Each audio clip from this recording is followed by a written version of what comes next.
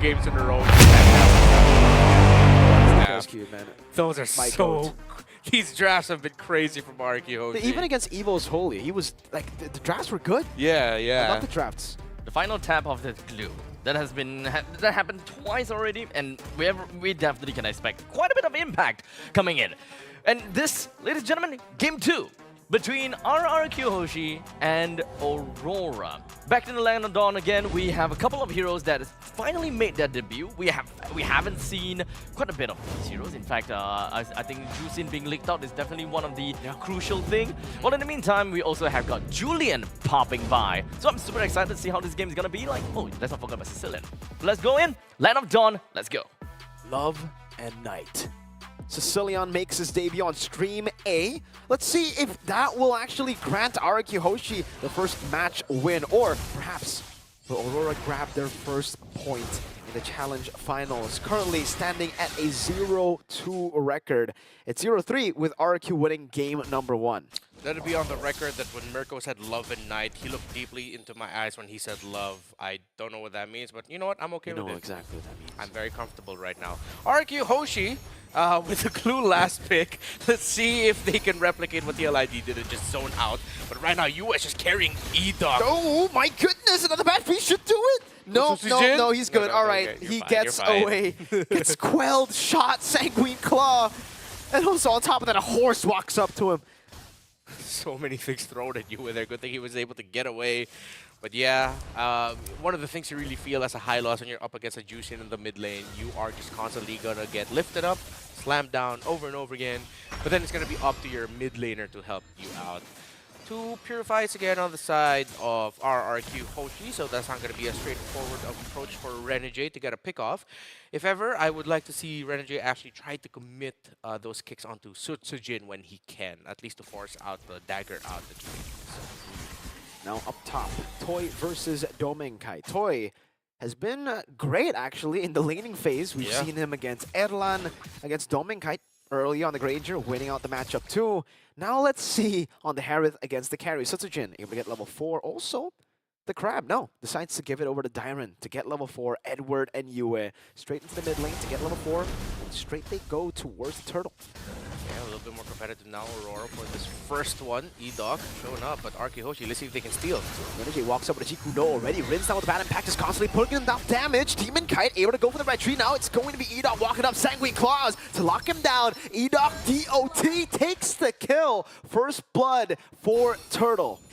Now RRQ HOSHI, let's see if they can get away with this without giving any more kills. Dyron in a dire situation. Stop, pass, 3-man Sanguine Claw from Rins. And just like that, Dyron gets out, goes back in, mounts Renegade, brings him back with the slam, pass. 2 for 1.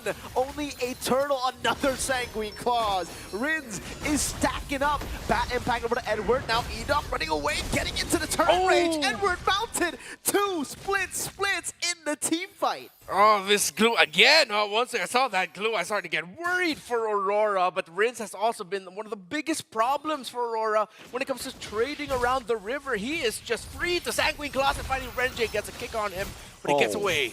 Yo, he's doing a lot of damage already. Rins, he got so many stacks. Yeah. He was getting all of the hits on his skill shots. And this is going to be a problem. Getting hella stacks. And after all of that action, I think he was just constantly in the second or third activation of the bat impact. No wonder it would hurt every time it would hit. Now, AURORA needs to slow things down because they just had a rough reality check that trading against RRQ HOSHI is not going to be so straightforward with the glue and the high loss around. And the Sicilian. Oh, stun again. Renegade quelled. Renegade flickers out. Glorious pathway from E-Dog this time. And it's the Crimson Beacon from Yue to just get Renegade some space to escape. Good chains there by Demon Kite to actually immobilize Sutsujin and E-Dog. They could have continued marching forward, try to get kills, but it was stopped by the jungler of AURORA. Again, the more I try to think about the possibilities here, it just looks like it's going to be the glue and the high loss buying so much time for the Sicilian to be untouchable. E-Dog lifted up. Chains put down by Demon Kite. Turtle started. Will be reset again. Both teams hovering for control. one's giving a clear angle right now. Someone needs to clear that mid lane minion wave, but no one wants to. They're just focusing on the turtle. Down walks up, slam, pass. Edward goes over the flicker. Now Rin's caught in the bad spot. Has to purify back up again. Pops in the bad piece, is able to kite away. Renegade caught in the bad spot. Sanguine Claws and the bad impact. Turtle reset. Sutsujin now walking back, blinking back again. Queller popped in. Edward still able to get some stacks down with the Infernal Pursuit. Now it's a Crimson Beacon, but the Sanguine Claws is still there. A kill over to Edok. Now next is Tyron. Split, getting him out. Bouncing down onto Edward. Rin's not hitting the bad impact, but still it's a kill to RRQ. Now another brawl. No, Sanguine Claws dodged away from with the sword. Mid lane, it's a kick actually. Over towards Toy, he's still all good. Yue gets covered to slam. Rins is there. Slam, pass. Sanguine Claws. Rins gets another on the Sicilian in the early game. The Sicilian and Glue working together. Aurora does not have a lot of breathing room in fights. They're fighting into things that are crowd controlling them and bursting them down. And Renegade might be up next. It looks like he can't get away, but he does. But that's just more pressure from RRQ HOSHI. That's why leading up to that turtle, I said someone needs to clear that mid lane minion wave. No one wanted to, and it ended up after that long sequence. Imagine Aurora potentially could have had minions marching into that mid tower and damage onto that mid tower. Except what happened was no one cleared it. It was Toy who actually cleared the middle minion wave. He got the push. Renji with a kick. It's another fight. Okay, it's Tyron caught in the midst of it all. Demon Knight still able to shred him down. Toy escaping with his Divine Force. Now it's Edok isolated, all alone, taken down. And for RRQ, they're like, all right, two frontliners will get the mid turret, we'll shove in bot, and Rins will just continue to stack. So now Aurora will have to sacrifice some macro to win some micro wins, get it from the skirmishes. See if they can balance out the macro just a little bit, because if Aurora continue to rotate together as 5, they can just continue to send Sutsujin or maybe even Toy in the opposite lane to continue pushing and applying pressure in the map. Looking at the items, only just a Feather of Heaven, 4 Demon Kites, Julian, already a War Axe and a Hunter Strike for the Suyo, and no big damage items yet for either of the mages. Well, you do have the glowing wand there, and plus a good amount of mana on the Sicilian and stack, so he's solved. Just the elegant gem, right? Mana. Yeah. Toy up top, tier 2 for free. Doming. Dude, oh my damage. Rins is the one actually going in. What? Flicker forward, Doming Kite! Taken down, soloed by Rins. He tried to risk it. He thought he'd just have the damage or maybe whatever sense of regen he could have to take down or trade against the Sicilian. But the Bat's Feast was just too much. The constant damage coming out, even though he was close range. The Bat's Feast hurt, and it was healing up Rins. Now it's free. Again, 3 turtles. Or no, that's the 3rd turtle. 2nd turtle for RRQ HOSHI. 2,900. Make it 3,000 gold for RRQ HOSHI. I would love to see the stacks on Rins in the 8th minute of the game here. Seems like he's gotten so much in all these fights, constantly getting 3-man Sanguine Claws, 3-man Bat Impacts. Aurora, what else can they do to turn things around? I mean, their sources of damage mean that even at the 5k deficit, there is a chance for them to turn things around with true damage coming in from the carry. The burst from the Julian will always hurt. That damage. And of course, Edward can continue. Renegade with a kick! Oh no, but it's only on the Tyrant. Goes and stops that pass, blinding them in the back! Into the stun, Sutsujin finding 3. Now again, it's Yue locking Tyrant up. Now it's Ida walking forward. Sanguine Claws not connecting. Rin still going for the Bat Impact though. Doesn't find its mark. But RRQ, they just out-sustained the damage and came in very late with Rins. Now it's just poke after poke from Rins. Bro, Dyron's just been a straight-up menace against Aurora. Wow. That single glue pick, how it's meshing so well with the Sicilian. It's just devastating. Every time they see that glue, there's always a positive net trade for RRQ HOSHI. It's looking bleak here for Aurora. They get a kick.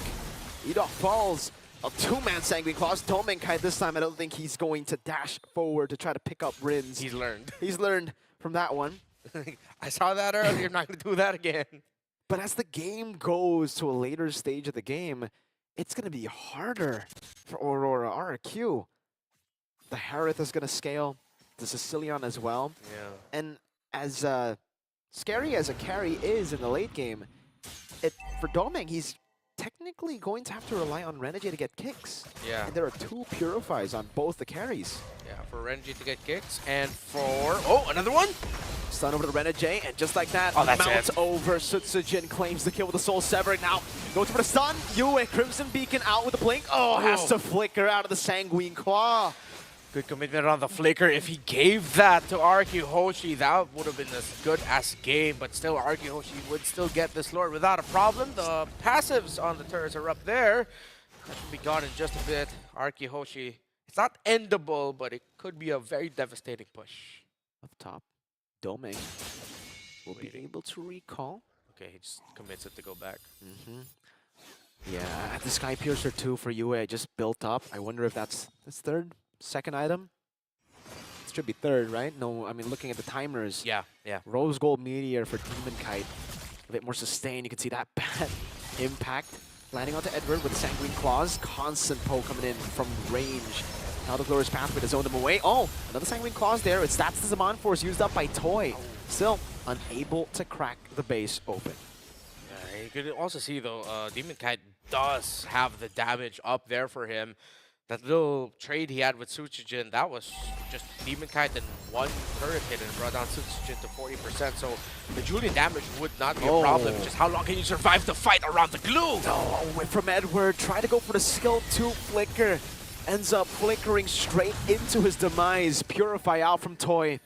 Away from the Lantern Flare. Sutsujin up top. Trying to go get some more hits. It's again Sutsujin with the Queller on Renegade. Constant poke. And now they look for another wave in the mid lane. Bleak is an understatement. The lights have been almost completely snuffed out by the Kingdom. It's RRQ Hoshi. Now, Calculator was taking down the turrets. The next Lord, if they decide to just not push this and end it right here, should be the winner here for RRQ. 2 base turrets. RRQ will be happy with that. They stay disciplined. They move back. They've gotten an almost 10,000 gold lead at this point of the game.